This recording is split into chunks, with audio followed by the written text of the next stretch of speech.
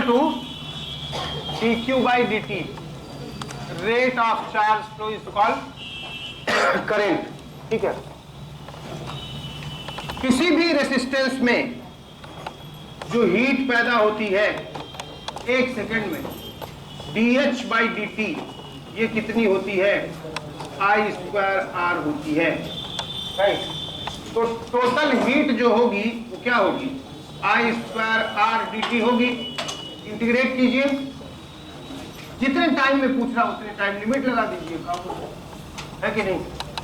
बोलिए। ओके, तो पहली तो बात ये ख्याल में रख लीजिए, मान लीजिए क्वेश्चन ये है, यहां से आपको ये सीखने को मिलेगा कि QT कर्व का स्लोप क्या देता है? करंट देता है। और IT कर्व का एरिया क्या देता है? हाँ, इंटीग्रल I dt बराबर क्या हो गया? dt, charge flow, right. तो आप बोलिएगा कि अगर IT कर्व है तो x एक्सिस पे इसका जो चार्ज फ्लो होगा, सॉरी जो एरिया होगी, तो क्या देगा? डेल्टा क्यू देगा। ठीक बात है, राइट।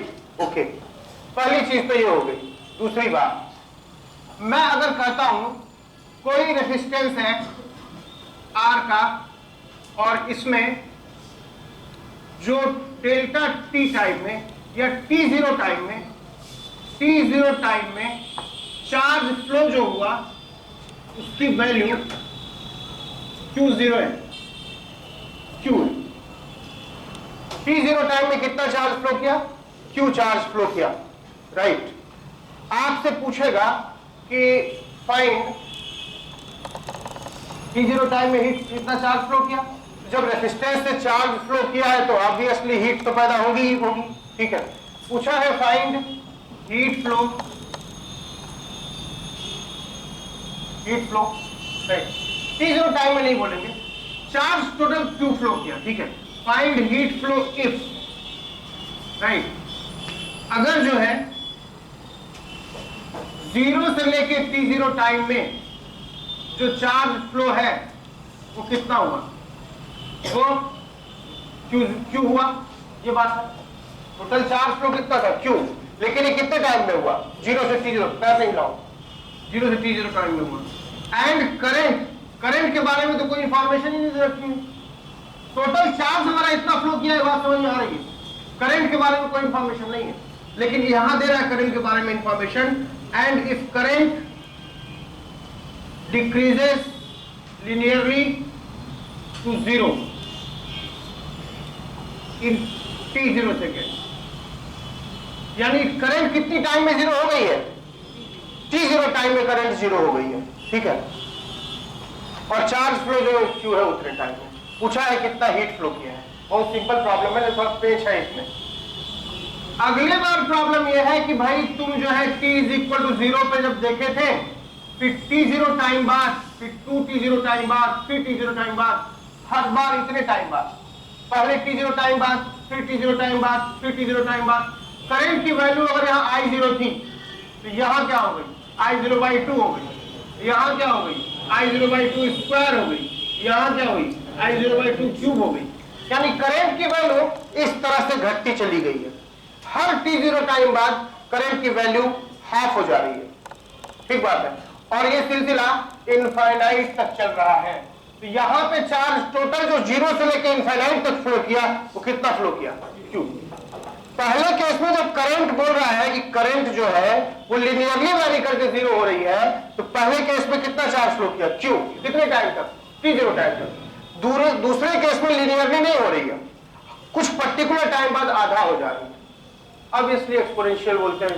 रेडियो एक्टिविटी में ऐसा ही होता है, पर्टिकुलर टाइम बाद आधा हो जा रही है, तो वो अनंत काल तक चलता चला जाएगा। तो अनंत काल तक कितना चार्ज फ्लो किया? क्यू चार्ज फ्लो किया, राइट। ओके, ठीक है। तो पूछा है हीट प्रोड्यूस कितना हुआ, फाइंड हीट प्रोड्यूस। ठीक है, हीट प्रोड्यूस इफ इतना, राइट। चलिए केस 1, जब कैसे वेरी किया है करंट? लिनियरली वेरी किया है। करंट लिनियरली वेरी किया, T0 टाइम में करंट क्या हो गई? 0 हो गई। अगर मैं I और T का ग्राफ ड्रॉ करूंगा, I और T का ग्राफ ड्रॉ करूंगा तो ऐसा होगा। मेरे चेहरे की रिकॉर्डिंग आनी जरूरी नहीं है, पूरा लिया करो, ठीक ना? कोई एक्टर तो है नहीं है, ठीक है। तो आई और टी का ऐसा होगा कि क्लोजअप लेना जरूरी है, क्यों ऐसा? शर्मा क्या रहे यार? आई और टी का ग्राफ अगर ड्रॉ करेंगे, आई और टी का अगर ग्राफ ड्रॉ करेंगे तो आई की वैल्यू घट के क्या हो गई? 0 हो गई। आई 0 हो गया कितने टाइम पे? t0 टाइम में। हमको आई 0 शुरू वाली वैल्यू दिया है क्या? नहीं दिया है, खुद घट के 0 हो गया, ये दे रखा है। लेकिन आई टी कर्व का एरिया जरूर दे रखा है, वो कितना है? क्यों? आई टी कर्व का एरिया क्या देता है? Charge flow. तो मैं मान लेता हूं कि मेरी वैल्यू इनिशियली I0 थी, करंट की, जो मुझे पता नहीं थी। पता तो हमको एरिया थी, वो तो हम I0 तुरंत धड़ से पता लगा लेंगे। पूरा रेक्टेंगल होता तो कितना एरिया होता? I0 T0, उसका आधा है तो कितना हो गया? Half half I0 T0। तो यहां से तुरंत पता चल गया I0 कितना होगा? 2Q/T0। यानी करंट की वैल्यू शुरू में कितनी रही होगी? 2Q0 रही होगी, जो T0 टाइम में घट के 0 हो जा रही है, राइट? आपसे पूछा है हीट प्रोड्यूस्ड, अंधा भी टटोल के निकाल सकता है। x/a बोलो प्लस y/d, समझ में आ रहा है? इज इक्वल टू 1, मिल गया equation. I is equal to क्या लिखोगे बोलो? I इज इक्वल टू लिखोगे बेटा I0 इंटू 1 माइनस क्या? T/T0। ये बन गया हमारा I का इक्वेशन। बोलो हमको क्या चाहिए? हीट। तो हम क्या लिख लेंगे? H is equal to integration of I square R dt। I square में क्या लिखोगे? I not square by T not square into R बाहर ले लो, ये आ गया T नॉट माइनस T का whole square into dt। Check कर लेना। अरे इसका स्क्वायर करोगे तो ये आएगा, करोगे तो लिखोगे। और टाइम कहां से कहां तक वेरी कर रहा है? 0 से T0 तक। इटा जाएगी हमारी, मैं कर देता हूं, कितना आ जाएगा? I0 square by T0 square into R। पहले इसको अलग से सॉल्व कर लेते हैं, क्या आ जाएगा बोलो? Integration T0 square plus T square minus 2T, sorry अच्छा माइनस 2T T0, इसका dt, यही तो। कहां से कहां तक वेरी करेगा? 0 से T0 तक। इसका इंटीग्रेशन क्या होगा? T0⁵/3 है कि नहीं? दरिद्र हो क्या? T0 वेरिएबल है, T0T। नहाते में तो मुंह धुल लिया करो, उसी तो ऊर्जा जाने T0 square into T, right? और प्लस क्या? T3 माइनस क्या? T स्क्वायर बाई 2, 2 भाग हो गया, कितना बचा? T0 square. कहां से कहां तक value? T square by 2 into T0, शायद ऐसा क्या? कहां से कहां तक वेरी किया? T0। जब इसकी वैल्यू 0 रखोगे तो सब भस भस भस हुआ कि नहीं हुआ? 0 में सब भस हो गया, क्या बचा? T0। तो T0 cube, T0 cube, T0 cube, T0 cube तुम ले लो कॉमन, यहां क्या बचा? 1 प्लस 1/3 माइनस 1, ये सन्नाटा हो गया, कितना बचा? T0⁵/3। तो इसकी वैल्यू कितनी आ गई?